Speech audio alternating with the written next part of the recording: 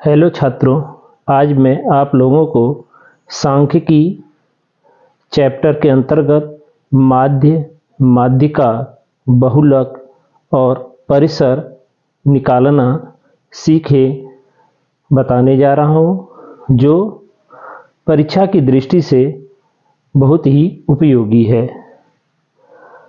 आप लोग हमारे चैनल को सब्सक्राइब करें, लाइक करें और कमेंट करके बताएं कि कैसा लगा। समांतर माध्य यानी माध्य को हम समांतर माध्य कहते हैं। पहला समांतर माध्य यानी प्रश्न है, निम्न आंकड़ों का समांतर माध्य ज्ञात कीजिए। जो संख्या दिया है 6, 8, 5, 7, 12, 4। तो हम इसको हल करते हैं। हल है, सूत्र होता है हमारा कि समांतर माध्य बराबर संख्याओं का योग बटे कुल संख्या, यानी कि संख्याओं का योग, जो ये हमारी संख्या दी गई है इसका हम कुल योग कर लेते हैं। जैसे कि 6 + 8 + 5 + 7 + 12 + 4, यानी इन सभी संख्याओं का योग और कुल संख्या है 1, 2, 3, 4, 5, 6। तो यहाँ पर हम बटे 6 लिख लेते हैं। तो 6, 8, 5, 7, 12, 4 का कुल योग हमारा आता है 42, यानी 42 बटे 6। 6 एकम 6, 6 सते 42, तो बराबर आ गया 7, यानी हमारा आंसर है 7, यानी ये निकल कर आता है समांतर माध्य, यानी समांतर माध्य का मान निकल कर आता है 7। अब हम माध्यिका निकालना बताने जा रहा हूं, जो बहुत ही आसानी से आप लोग निकाल सकते हैं। जैसे प्रश्न है, निम्न आंकड़ों यानी 10, 15, 19, 16, 12, 14 और 11 की माध्यिका ज्ञात कीजिए। तो इसको हल करने के लिए सर्वप्रथम क्या करते हैं कि जो हमें ये आंकड़े दिए गए हैं, इन आंकड़ों को हम आरोही क्रम में लिख लेते हैं। आंकड़ों को हम चाहे तो आरोही क्रम में लिखें या अवरोही क्रम में। आरोही क्रम यानी सबसे छोटी संख्या पहले आता है, बाद में उसके बाद बढ़ते क्रम में संख्याओं को लिखते हैं। अगर हम अवरोही क्रम में लिखना चाहें तो सबसे पहले हमें सबसे बड़ी संख्या लिखते हैं, उसके बाद उससे छोटी संख्या के लिखते हैं। तो यहाँ पर हम आंकड़ों को, जो ये आंकड़े दिए गए हैं, इसको हम आरोही क्रम में लिख लेते हैं। तो आरोही क्रम में लिखने पर सबसे पहले हमारी छोटी संख्या है 10, तो 10 लिख लेते हैं। इसके बाद है 11, तो 11 लिख लेते हैं। 12, फिर है 14, 15 और 16 और 19।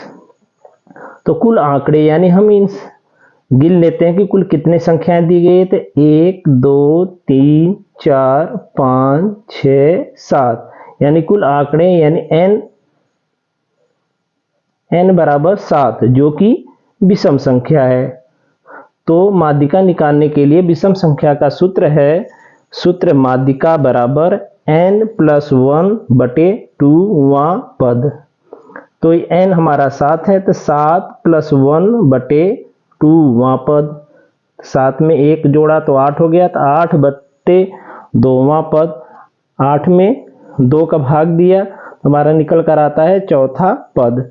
अब यहाँ पर जो हम आरोही क्रम में लिखे हैं, तो चौथा पद हम देखते हैं कि कौन आता है। तो 1, 2, 3, यानी ये 14 संख्या जो है हमारा चौथा पद है। तो चौथा पद हमारे यहाँ पर लिख लेते हैं 14, अतः माध्यिका जो है निकल कर आता है 14। ये हमारा आंसर है।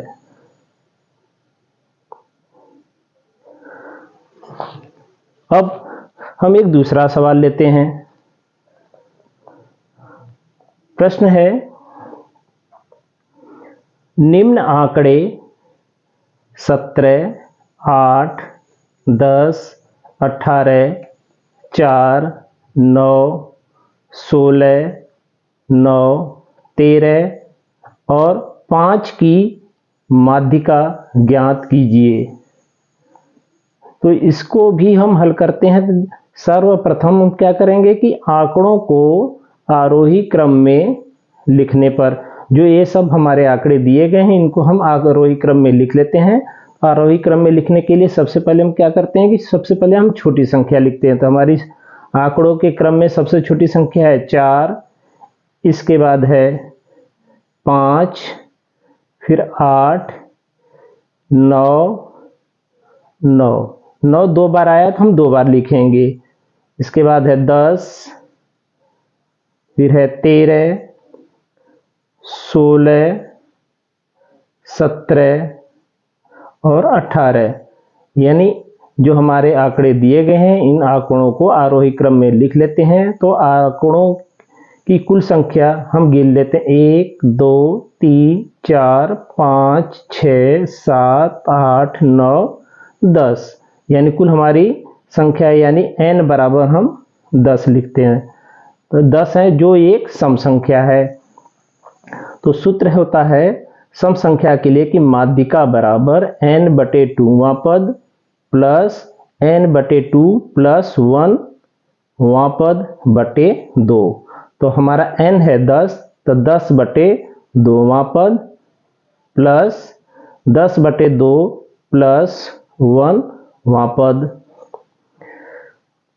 अब 10 में 2 का भाग देते हैं तो क्या आता है हमारा 5 आता है। तो 5वां पद प्लस 10 में 2 का भाग देते हैं तो 5 आता है। 5 में 1 जोड़ देते हैं तो क्या आता है हमारा 6वां पद। 6वां पद बटे 2। अब 5वां पद ये जो हमने आरोही क्रम में लिखा है इसमें से 1, 2, 3, 4, 5। 5वां पद हमारा आता है 9, तो हम 9 लिख लेते हैं यानी 9 प्लस 6ठा पद ये 5वां है तो हमारा अगला 6ठा पद आ गया यानी 6ठा पद 10 है बटे 2। तो 9 अब में 10 जोड़ा तो कुल हो गया 19/2। तो 2 एकम 2, 2 9 18, दशमलव लगा दिया, 0 लगा के यानी 2 5 10।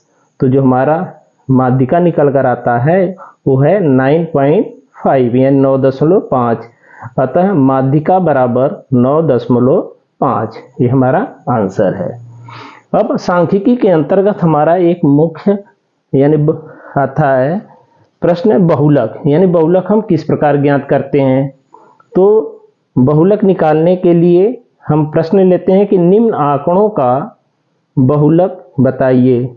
सांख्यिकी के अंतर्गत बहुलक वह होता है जो सबसे अधिक बार आता है, यानी वो संख्या के रूप में रहता है। तो जो संख्या अधिक बार आती है वो हमारा बहुलक होता है। तो ये प्रश्न है कि निम्न आंकड़ों का बहुलक बताइए। आंकड़े हैं 13, 14, 10, 12, 11, 12, 13, 20, 18, 12, 10, 12।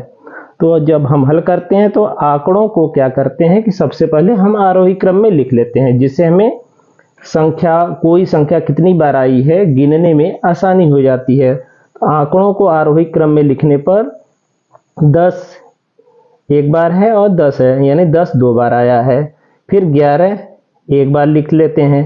12 1 2 3 4 यानी 4 बार 12 आया तो 12 12 12 12 यानी 4 बार हमने लिख लिया।